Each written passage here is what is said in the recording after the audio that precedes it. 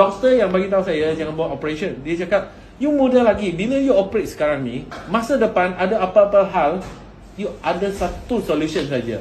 Buat operation lagi. Buat operation lagi. Punggung duduk. Tum sampai bawah. Umur 12. So masa tu sampai tak boleh nafas. Teruk sangat, sakit sampai teruk sangat. Tapi tak berani cakap. Dengan ayah ibu tak berani cakap. Lepas tu selalu sakit lah. Sampai abang nenek ada stroke. Abang ayah ada stroke. Ayah yang jaga mereka, bawalah mereka, ambillah mereka, pergi, angkat lagi, pergi buat acupuncture, pergi buat massage semua tu. Lagi, I punya nenek dulu dia sangat kuat. Tapi bila kena stroke dia sangat takut lah bila I angkat dia. Dia punya tangan lagi kuat dia tahu. Dia pegang itu wheelchair, I angkat dia. Kenapa hari ni lagi berat lah? Itu wheelchair ikut saja tau. Dia angkat wheelchair, saya angkat dia.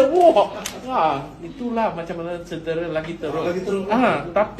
Tapi masa tu sakit lah. I pergi buat MRI, pergi buat X-ray. Doktor cakap, you muda lagi lah, 20 lebih je. You nak buat operation lah? Tak boleh lah. You jangan buat operation. Doktor yang bagi tahu saya jangan buat operation. Dia cakap, you muda lagi. Bila you operate sekarang ni, masa depan ada apa-apa hal, you ada satu solution saja. Buat operation lagi. Buat operation lagi. So, apa keputusan you? So, masa tu tak berani lah. Apa I pun buat. I buat acupuncture, I buat chiropractor, I buat massage, I buat physio, semua I buat. Laporan tinggi lah. Laporan tinggi, beribu satu bulan tau.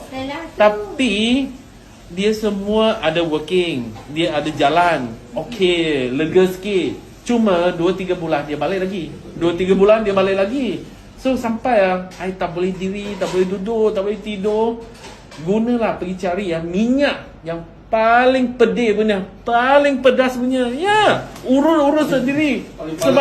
Sebab tanah labu lagi kan. Semua sama 2-3 bulan dia balik lagi. Sampai pedas. Sampai tahan. Tapi itu syok. Kenapa? Dia pedih dekat luar, dalam tak rasa. Ya betul. Lepas perasaan tu dia selalu sakit balik. Sakit lagi. Apa boleh buat? Tahan saja lah. Hari-hari kena kerja lagi. Lagi satu, I bagi tahu dia, I tak suka pergi melancong. Kenapa? Bila you melancong kena jalan banyak kan? Bila jalan banyak, you lagi sakit. Lagi kena ambil barang kan? Lagi pergi shopping kena ambil. Lagi teruk. Tak boleh. So, I cakap dengan dia, tak suka melancong lah.